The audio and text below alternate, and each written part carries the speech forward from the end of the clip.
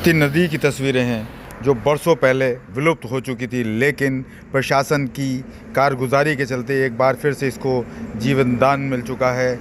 बताते चलें, ये वो नदी है जो किसानों के काफ़ी काम में आया करती थी, उनकी फसलों को सींचा करती थी, लेकिन काफ़ी लंबे समय पहले ये विलुप्त हो चुकी थी और जिसके बाद इसको पुनर्जीवित किया गया है। इसमें बहुत बड़ा अहम योगदान रामपुर के सीडीओ नंद किशोर कलाल की ओर से देखने को मिला। तस्वीरें आपके सामने हैं किस तरह से ये नदी का पुनर्जीवन एक बार से स्थापित किया गया है और जिसके बाद एक बार फिर ये नदी बहने लगी है।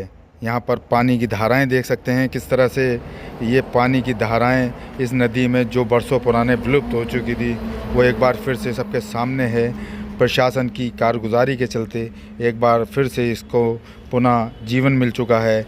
नदियाँ हमारे लिए बेहद ज़रूरी हैं और उसके बाद लोगों के जो किसान हैं उनको फसलों को सींचने के काम में आती हैं। ये कोसी नदी की एक शाखा है जो लगभग 12 किलोमीटर से ज़्यादा लंबी जो एक ये नदी है। ये चमरवा विकासखंड क्षेत्र में पड़ती थी और जिसके बाद सीडीओ और ज़िला प्रशासन की कारगुजारी के चलते एक बार फिर से इसको जीवन दान मिल चुका है।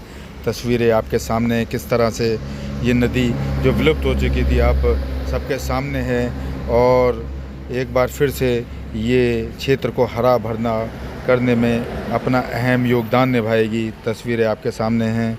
ये जो एक नदी है जिसे रेवती कहा जाता है, जिसका पुराने इतिहास में भी ज़िक्र देखने को मिलता है और इसको एक बार फिर से प्रशासन की कारगुजारी के चलते जीवन दान मिल चुका है। बड़ी मेहनत के बाद इस नदी को प्रशासन की ओर से खोजा गया है और इसके बाद इसका एक बार फिर से पुनर्जीवित किया गया है और यहीं पर पेड़ और पौधे लगाने की कवायद भी प्रशासन की ओर से शुरू की जा चुकी है। ख़ास तौर से जो यहाँ के सीडीओ हैं नंद किशोर कलाल, उनका इसमें बहुत बड़ा अहम योगदान रहा है इसे पुनर्जीवित करने में। तस्वीरें आपके सामने हैं किस तरह से ये नदी अब एक बार फिर से क्षेत्र की किसानों को सुख देने वाली है, उनकी फसलों को सींचने वाली है।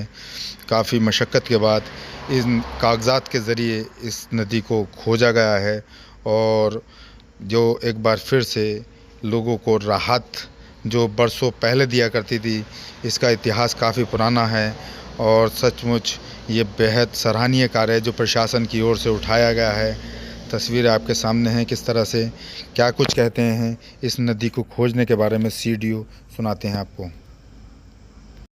एक नहर जो विलुप्त हो चुकी थी वो कहीं ना कहीं आपके माध्यम से आपकी देखरेख में ढूंढी गई है, तो क्या उपलब्धि? जी, पिछले कुछ वर्षों में रामपुर में वाटर कंजर्वेशन के ऊपर बहुत काम हुआ है। जो हमारे डार्क ब्लॉक थे उनमें भी हमने जल स्तर को बेहतर बनाने के लिए काफ़ी काम किया है। जो लेटेस्ट टेक्निक्स हैं जिसमें कि रिचार्ज शाफ्ट वाली जो टेक्निक है उसका भी हमने काफ़ी यूज़ किया है। सब सरफेस डाइक एक टेक्निक है।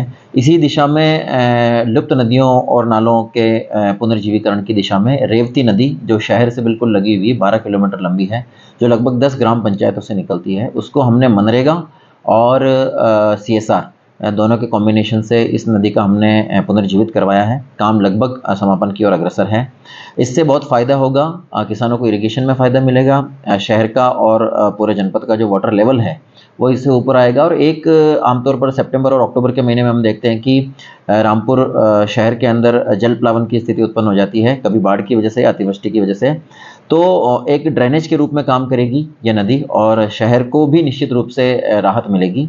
तो ये पर्यावरण को बचाने की दिशा में हमने एक कार्य किया है और ये कार्य लगभग अब समापन की ओर।